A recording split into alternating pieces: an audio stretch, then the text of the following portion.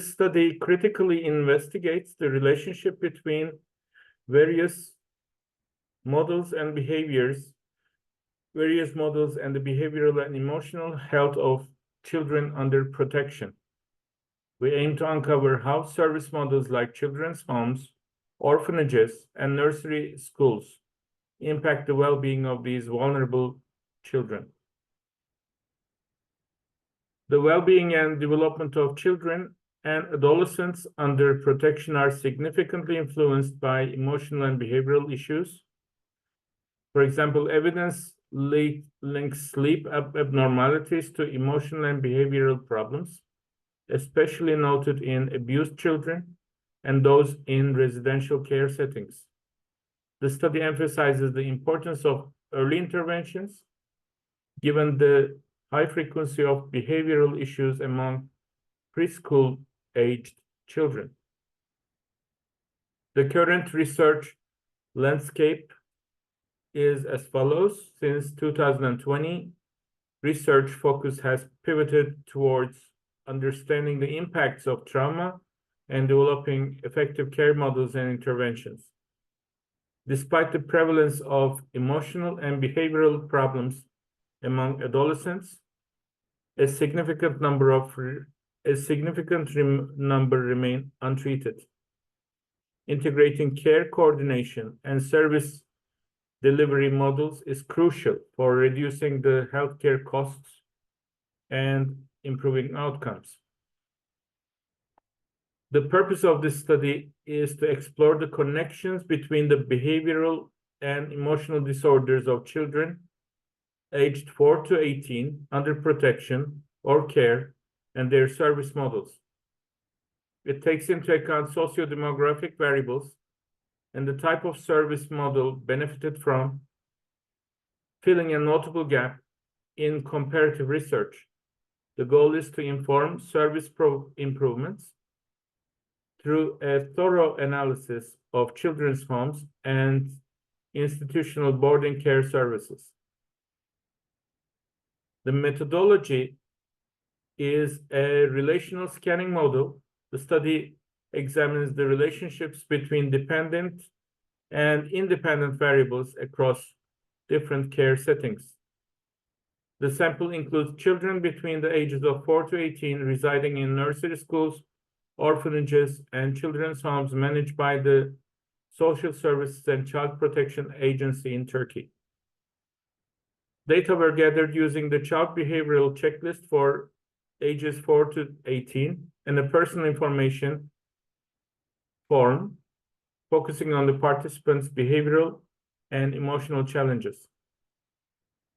The data collection process was from May 2010 to September 2011.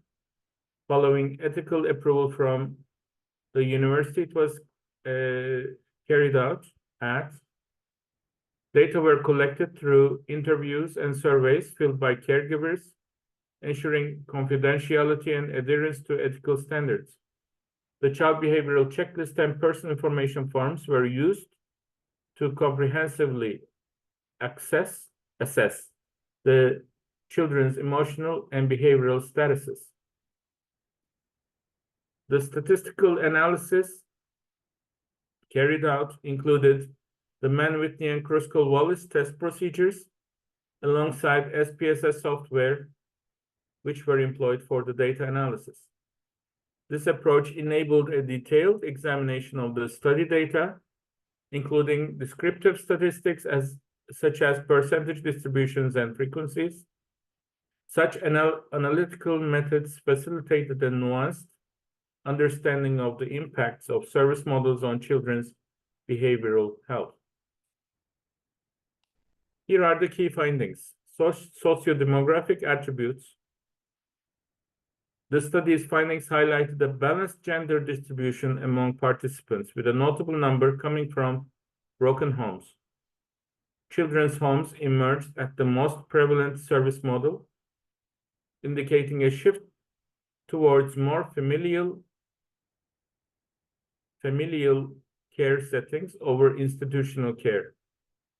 Socio-demographic factors, including family structure and reasons for placement under protection, significantly influence children's behavioral and emotional disorders.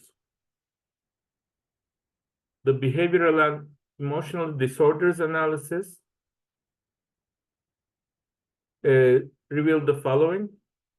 Variations in behavioral and emotional disorders among children were linked to the number of children in the family, service model type, and duration of care. The kind of service model used showed correlations with age, gender, reason for being placed under protection, and duration of benefit from the service model.